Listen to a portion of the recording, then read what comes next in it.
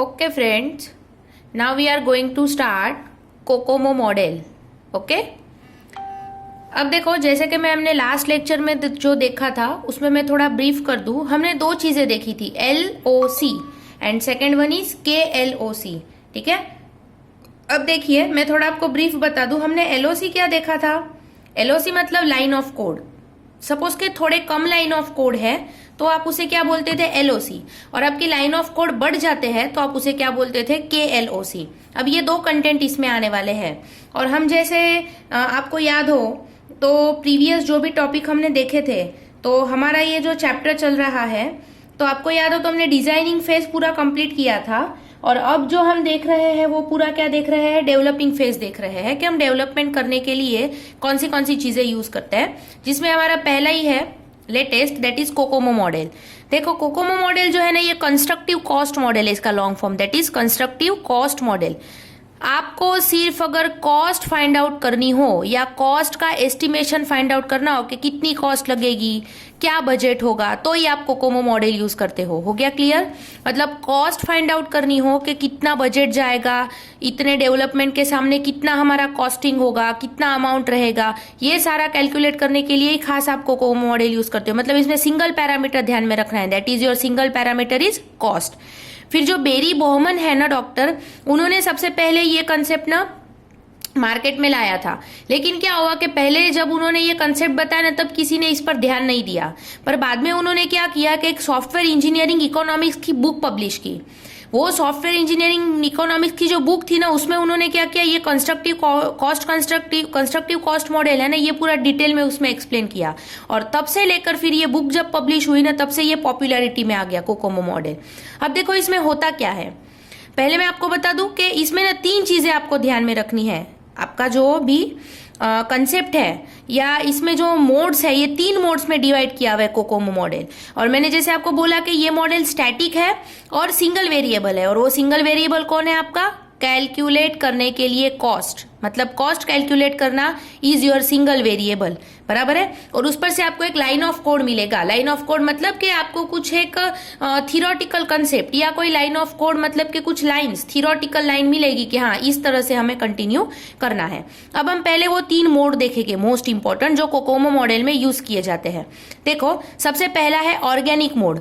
मैं आपको बता दूं कि प्रोजेक्ट बहुत छोटा है, मतलब कि प्रोजेक्ट की साइज बहुत छोटी है और आपको ऐसा लगता है कि बहुत एकदम टीम लीडर अच्छे से डिफाइन करो, फिर उसके अंदर टेस्टिंग इंजीनियर अलग से रखो, डेवलपर इंजीनियर अलग से रखो. ऐसा कभी आपको डिफाइन नहीं करना है ना. बहुत फैमिली और फ्रेंडली तरीके से अगर आपको मतलब कि डेवलपमेंट करना है ना, तो आप ऑर्गेनिक मोड में जा सकते हो. पर ऑर्गेनिक मोड में ध्यान क्या रखना है कि बहुत छोटा प्रोजेक्ट होना चाहिए. अगर प्रोजेक्ट बहुत बड़ा है तो फिर आप ये ऑर्गेनिक मोड यूज नहीं कर सकते हो. मतलब ऑर्गेनिक मोड किसके लिए है कि स्मॉल साइज के प्रोजेक्ट हो, उसके बाद ज्यादा एक्सपीरियंस डेवलपर्स की भी जरूरत नहीं रहती है. अरे ख्याल में मतलब कि एक फैमिलियर और फ्रेंडली एनवायरनमेंट में हम क्या करते हैं? सॉफ्टवेयर का डेवलपमेंट करते हैं, बराबर है. और इसमें जो हमको LOC मिलता है ना, वो 2 से 50 लाइन का KLOC रहता है.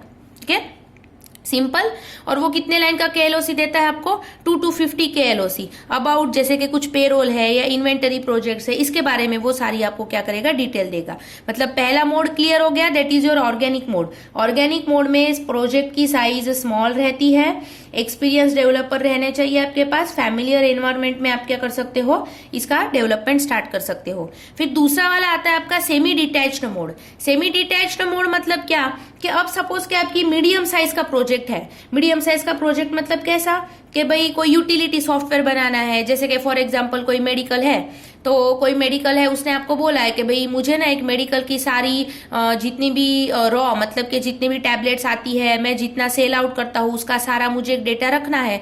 तो ये यूटिलिटी सॉफ्टवेयर जितने भी होते हैं ना, वो सारे क्या किए जाते हैं? सेमी डिटैच्ड मोड में कंसिडर किए जाते हैं. मतलब कि मीडियम साइज का प्रोजेक्ट हो. पर अब देखो इसमें सेमी डिटैच्ड में ये ध्यान में रखना है, हमने ऊपर क्या देखा था कि छोटी सी टीम हो और फैमिलियर में आप ये काम कर सकते हो. ऑर्गेनिक में, सेमी डिटैच में टीम की साइज आपको मीडियम चाहिए रहेगी, बराबर है.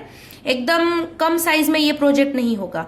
और दूसरी चीज कि आपके पास जो भी वर्कर्स होंगे या जो भी डेवलपर्स होंगे ना, वो कुछ एवरेज एक्सपीरियंस तो चाहिए ही होगा उनके पास. मतलब it is intermediate stage and it has medium team size. Medium team size रहना जरूरी है। और मैंने क्या कहा कि एवरेज एक्सपीरियंस पर्सन तो आपके पास रहने ही चाहिए, बराबर है। फिर भले वो मिक्स साइज रिक्वायरमेंट वाले हो, कि जैसे फॉर एग्जांपल आधे कुछ थोड़े टेस्टिंग वाले हैं, डेवलपमेंट वाले हैं, ऐसे मिक्स वाले रहेंगे तो भी चलेगा, बराबर है। मतलब ये क्या करता है, कंटेन्स मिक्स साइज रिक्वायरमेंट सारी मिक्स साइज की होगी। और जैसे ऊपर 2 से 50 लाइन का KLOC जनरेट होता था ना, वैसे ये आपको कितने लाइन का KLOC जनरेट करके देगा, 50 to 300 लाइन्स का KLOC जनरेट करके देगा, बराबर है। तो इसमें कौन से प्रोजेक्ट हम कंसिडर करेंगे, जैसे कि कोई कंपाइलर डिजाइन करना है, कोई डेटाबेस सिस्टम डिजाइन करनी है, कोई एडिटर बनाना है, तो ये सारे आपके प्रोजेक्ट किसमें आते हैं, सेमी डिटैच्ड मॉडल में आते हैं या सेमी डिटैच्ड मोड में आते हैं। हो गया क्लियर। मतलब ये इंटरमीडिएटरी, थोड़ी टीम की साइज भी मीडियम हो जाएगी, प्रोजेक्ट भी थोड़ा मीडियम साइज का होगा, एक्सपीरियंस्ड वर्कर भी मतलब के पर्सन भी थोड़े एवरेज एक्सपीरियंस चाहिए रहेंगे, और KLOC मिलेगा वो भी आपको 50 से 300 लाइन का KLOC मिलेगा। उसके बाद है हमारा एम्बेडेड मोड। ये 3 मोड खास आपको कोकोमो मॉडल पूछा जाता है तब एक्सप्लेन करने हैं।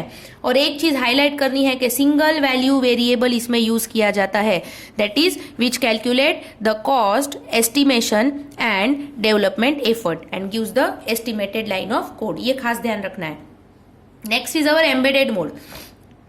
अब देखो एम्बेडेड मोड में क्या रहेगा आपका, कि आपके जो एक्सपीरियंस मतलब कि आपका प्रोजेक्ट होगा, जैसे अब ये लास्ट है तो प्रोजेक्ट क्या हो जाएगा, साइज आपकी लार्ज हो जाएगी प्रोजेक्ट की, बराबर है। प्रोजेक्ट की साइज बढ़ जाएगी तो आपको टीम की साइज भी क्या चाहिए रहेगी, लार्ज साइज की टीम चाहिए रहेगी। पर ये प्रोजेक्ट कैसे रहते हैं पता है, जनरली जैसे रियल टाइम प्रोजेक्ट्स रहते हैं। जैसे आपको पता हो तो कोल माइंस है। अब मैंने आपको बोला कि ये कोल माइन है ना, इसमें से आपको क्या करना है, कोल बाहर निकालना है।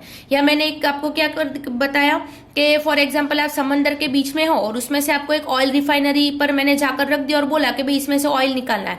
तो इसमें कैसा रहता है पता है, एक्सपीरियंस और लेस एक्सपीरियंस दोनों टाइप के आपको क्या चाहिए रहते हैं, डेवलपर्स बोलो या वर्कर्स चाहिए रहते हैं। मतलब इसमें बहुत हाईली एक्सपीरियंस्ड ही चाहिए ऐसा नहीं होगा। जैसे फॉर एग्जाम्पल सपोज के मैंने आपको कोई प्रोडक्शन यूनिट में ले गई मैं कार के, बराबर है।